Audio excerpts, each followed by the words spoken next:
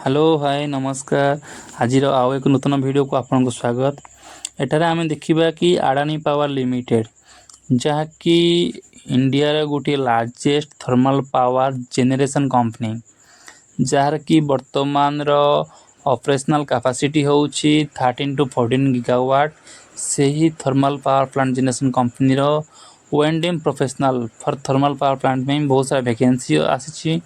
जदि आपण माने कौन सी पावर प्लांट किंबा थर्मल पावर प्लांट बैकग्राउंड रो ओएनडीएम प्रोफेशनल रे आपण बिलोंग्स करछन्ती ताहाले आपण याको अप्लाई करि परिबे। अप्लाई करिया पे आपण मिनिमम योग्यता होछि कि आपण ओएनडीएम प्रोफेशनल रहितबे एवं आपणकर वर्किंग एक्सपीरियंस 4 to 12 ईयर होइथिया दरकार। वर्किंग एक्सपीरियंस आपणकर 4 to 12 ईयर होइथिया दरकार ताहाले आपण याको अप्लाई करि परिबे।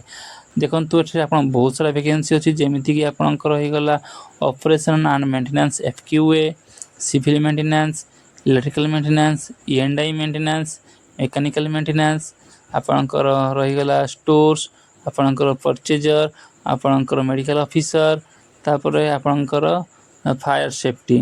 जदि आपण माने एही बैकग्राउंड रो आपण बिलोंग्स करछन्ती ताहाला तळे जाइथिबा क्यूआर कोड रे आपण स्कैन करी आपण एप्लीकेशन टी सबमिट करंतु।